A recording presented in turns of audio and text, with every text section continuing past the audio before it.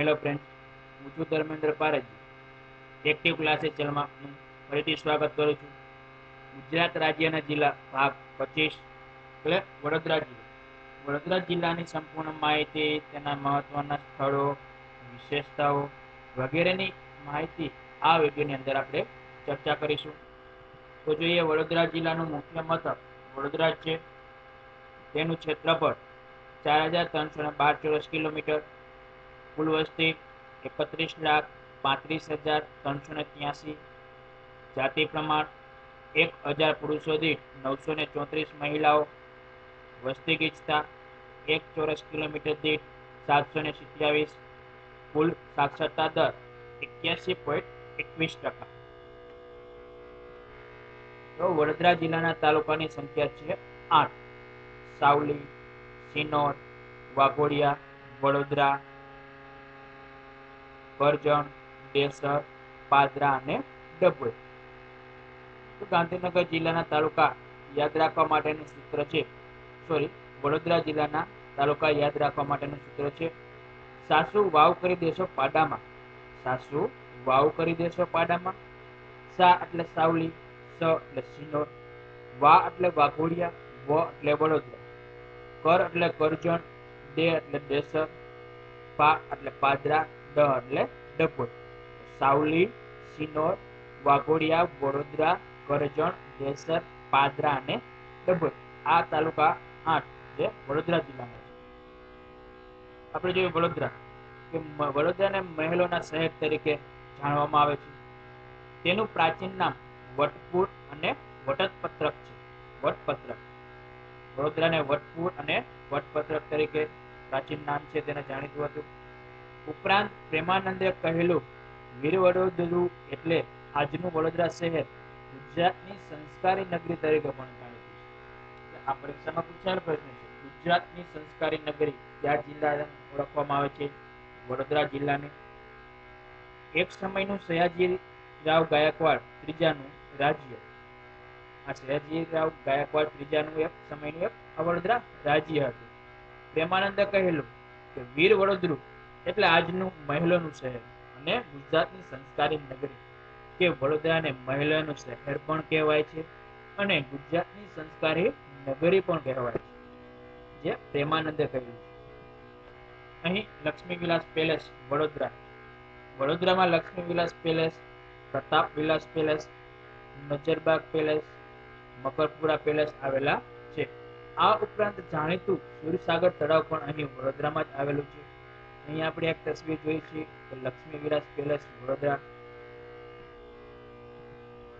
વડોદરા ખાતે 1969 ભારતનું સૌપ્રથમ પેટ્રોકેમિકલ સંકુલ ની સ્થાપના કરવામાં આવી હતી. વડોદરામાં ઐતિહાસિક ઇમારતો જેવી કે ન્યાય મંદિર, કીર્તિ મંદિર પણ અહીં આવેલા છે. મહારાજા સયાજીરાવ યુનિવર્સિટીનો ઐતિહાસિક ગુંબજ જોવાલાયક છે. તેમજ કીર્તિ મંદિરમાં શાંતિ નિકેતનના મહાન કલાકાર નંદલાલ બોઝના ચિત્રો છે. જે મહાન ચિત્રકાર હતા નંદલાલ બોઝ, જેના ચિત્રો કીર્તિ મંદિરના શાંતિ નિકેતનમાં આવેલા છે. કેન્દ્રમાં આવેલા માંડવી વિસ્તારની ચારે બાજુ 4 દરવાજા આવેલા છે. એક લહેરીપુરા દરવાજો, બીજો પાણી દરવાજો, ત્રીજો ચાંપાનેરી દરવાજો અને ચોથો બરાનપુરી દરવાજો. આપણે જોઈએ વડોદરામાં જાણીતું રાધા વલ્લભ મંદિર જાણીતું છે. કાયાવરણ, પશુ સંપ્રદાયના અને શિવના અવતાર ભગવાન લકુલેશનું મંદિર અહીં આવેલું છે. લકુલેશનું મંદિર ક્યાં આવેલું છે? કાયાવરણમાં. ભગવાન લકુલેશને શિવના 28મા અવતાર માનવામાં આવે છે. લકુલેશને ભગવાન શિવના 28મા અવતાર માનવામાં આવે છે. ત્યાર પછી ચાંદોદ કરનાળી, ગરબીના રચયિતા કવિ દયારામની જન્મભૂમિ અને દક્ષિણના કાશી તરીકે ઓળખાતું ચાંદોદ કરનાળી છે. કે જે ગરબીના રચયિતા છે કવિ દયારામ, તેની જન્મભૂમિ ચાંદોદ છે. નર્મદા નદીના કિનારે આવેલું પૌરાણિક તીર્થસ્થાન પિતૃશ્રાદ્ધ માટે જાણીતું એટલે કે ચાંદોદ. અહીં પરીક્ષામાં પૂછાયેલો પ્રશ્ન છે કે પિતૃશ્રાદ્ધ માટેનું જાણીતું સ્થળ કયું? તો ચાંદોદ. અહીં નર્મદા, આળસંગ અને કરજણ નદીનો ત્રિવેણી સંગમ થાય છે. કઈ ત્રણ નદી? નર્મદા, વસમ અને કરજણ નદી. ડભોઈ કવિ દયારામની કર્મભૂમિ એટલે કે ડભોઈ અને હીરા ભાગોળ તરીકે જાણીતું ડભોઈનું પ્રાચીન નામ દર્ભવતી છે. ડભોઈનું પ્રાચીન નામ દર્ભવતી અને કવિ દયારામની કર્મભૂમિ એટલે કે ડભોઈ. ડભોઈમાં 13મી સદીમાં બંધાયેલ કિલ્લો 4 ભાગોળ ધરાવે છે. હીરા ભાગોળ, નાંદોરી ભાગોળ, વડોદરી ભાગોળ અને મહોડી ભાગોળ એમ ડભોઈની ચતુર્થ દિશામાં પ્રવેશ દ્વારો આવેલા છે અને આ કિલ્લો બંધાનાર દેવશિલ્પી હતો, પરંતુ તેનું સમારકામ કરનાર હીરા કર્યું હતું. સમારકામ કોને કર્યું હતું? હીરા કડિયાએ કર્યું હતું. હીરાએ પ્રેમિકાની યાદમાં બંધાવેલ તેન તળાવ ખૂબ પ્રખ્યાત છે. હીરાએ તેની પ્રેમિકા હતી તેની યાદમાં એક તળાવ બંધાવેલું છે, તેન તળાવ, જે ખૂબ જ પ્રખ્યાત છે. ત્યાર પછી કોયલી 1965માં સ્થપાયેલ ખનિજ તેલ શુદ્ધિકરણ રિફાઇનરીની સ્થાપના આવી છે. બાજવા 1962માં એશિયાના સૌથી મોટા રાસાયણિક ખાતરનું કારખાનું ની સ્થાપના કરવામાં આવેલી છે. નારેશ્વર નર્મદા નદીના કાંઠેથી રંગ અવધૂતનો આશ્રમ આવેલો છે કે રંગ અવધૂતનો આશ્રમ ક્યાં નદીના કિનારે? નર્મદા નદીના કાંઠે નારેશ્વર. માલસર અહીં પંચમુખી હનુમાનજીનું મંદિર આવેલું છે, જ્યાં ડોંગરેજી મહારાજે બીલીના વૃક્ષ નીચે બેસીને કથા કરી. વડોદરા જિલ્લાની ભૂગોળ જોઈએ એમાં નદી વિશ્વામિત્રી નદી, ઢાઢર, વરસબ, હિરણ, મેસરી વગેરે નદીઓ અહીં આવેલી છે. સિંચાઈ યોજના વડોદરા નજીક આજવા ખાતે વિશ્વામિત્રી નદી પર બંધ બાંધવામાં આવ્યો છે. ખેતી વડોદરા જિલ્લો કપાસના ઉત્પાદનમાં પ્રથમ સ્થાન ધરાવે છે. ખનિજ વડોદરા જિલ્લામાં કેલ્સાઇટ અને ચૂનાનો પથ્થર મળી આવે છે. કેલ્સાઇટ અને ચૂનાનો પથ્થર વડોદરા જિલ્લામાં મળી આવે છે. ઉદ્યોગ પેટ્રોકેમિકલ સંકુલ આઈપીસીએલ જે વડોદરામાં આવેલું છે. આઈઓસીએલ ખનિજ અને તેલ શુદ્ધિકરણની રિફાઇનરી કોયલી. રાસાયણિક ખાતરનું કારખાનું જીએસએફસી બાજવા ખાતે. દવા ઉત્પાદન કરતી એલેમ્બિક કંપની જે વડોદરા જિલ્લામાં આવેલી છે. University Maharaja Sayajirao of Baroda university, તેની સ્થાપના 1941માં થઈ હતી. મંગલ ભારતી વડગામડી ખાતે આવેલું છે. ગ્રંથાલય મધ્યસ્થ ગ્રંથાલય વડોદરા, જે ગુજરાતનું સૌથી મોટું ગ્રંથાલય છે.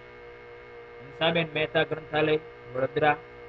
મુક્તાબાઈ જૈન જ્ઞાન ભંડાર વડોદરા. મ્યુઝિયમ છે Vadodara museum and picture gallery, ગુજરાતનું સૌથી મોટું મ્યુઝિયમ હોય તો Vadodara museum and picture gallery. પરીક્ષામાં પૂછાયેલો પ્રશ્ન યાદ રાખજો મિત્રો. કુંડ અને તળાવ સુરસાગર તળાવ, આજવા તળાવ, મુમદ તળાવ, નાગેશ્વર તળાવ અને તેન તળાવ વગેરે અહીં તળાવો આવેલા છે.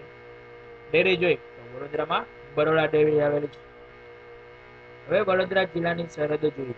નીચે નકશો પણ આપેલો છે, સાથે સાથે એ પણ જોતા જઈએ કે વડોદરાની ઉત્તરે ખેડા અને પંચમહાલ 2 જિલ્લાઓ છે.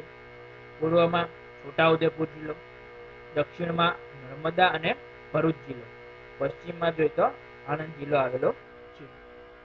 તો એક્ટિવની અટારીથી વડોદરા વિશેની વિશેષતા જોઈએ તો વડોદરા મહેલોનું શહેર જે એક સમયે ગાયકવાડી રાજ્યની રાજધાની હતી. ગુજરાતની સંસ્કારી નગરી તરીકે જાણીતું વડોદરાનો લીલો ચેવડો અને પાખરવડી પણ જાણીતા છે. ગુજરાતમાં સૌપ્રથમ રેડિયો કેન્દ્ર ઈસવીસન 1939માં મહારાજા સયાજીરાવ ગાયકવાડે વડોદરામાં શરૂ કર્યું હતું. આ પરીક્ષામાં પૂછાયેલો પ્રશ્ન છે, યાદ રાખજો કે ગુજરાતમાં સૌપ્રથમ રેડિયો કેન્દ્ર ક્યાં શરૂ કરવામાં આવ્યું હતું? વડોદરામાં. કઈ સાલમાં? 1939માં. કોને? મહારાજા સયાજીરાવ ગાયકવાડ. મહારાજા સયાજીરાવ ગાયકવાડે વડોદરામાં રાજ્યમાં ફરજિયાત પ્રાથમિક શિક્ષણ દાખલ કર્યું. આ પણ પરીક્ષામાં પૂછાયેલું છે કે ફરજિયાત પ્રાથમિક શિક્ષણ કોણે દાખલ કર્યું હતું? મહારાજા સયાજીરાવ ગાયકવાડ. ગુજરાતનો સૌથી મોટો મહેલ જે લક્ષ્મી વિલાસ મહેલ જે વડોદરા ખાતે આવેલો છે. ગુજરાતનું સૌથી મોટું ગ્રંથાલય મધ્યસ્થ ગ્રંથાલય. વડોદરામાં ખ્રિસ્તી ધર્મનું તીર્થ સ્થાન નિષ્કલંક માતાનું ધામ અહીં આવેલું છે.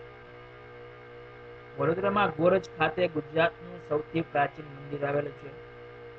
ગુજરાતનું સૌથી મોટું museum Vadodara museum and picture gallery. ન્યાય મંદિર પાસે મુકાયેલી શહીદ ભગતસિંહની પ્રતિમા ગુજરાતમાં ભગતસિંહની એકમાત્ર પ્રતિમા છે. ખાસ યાદ રાખજો મિત્રો કે ગુજરાતમાં એકમાત્ર ભગતસિંહની પ્રતિમા હોય તો વડોદરામાં આવેલી છે, જે ન્યાય મંદિર પાસે. વડોદરા ખાતે 1969માં ભારતનું સૌપ્રથમ પેટ્રોકેમિકલ સંકુલ આઈપીસીએલ કે ઇન્ડિયન પેટ્રોકેમિકલ્સ કોર્પોરેશન લિમિટેડ ની સ્થાપના કરવામાં આવી 1969માં.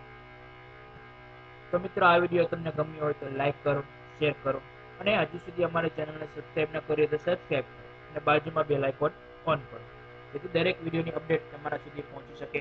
Thank you so much.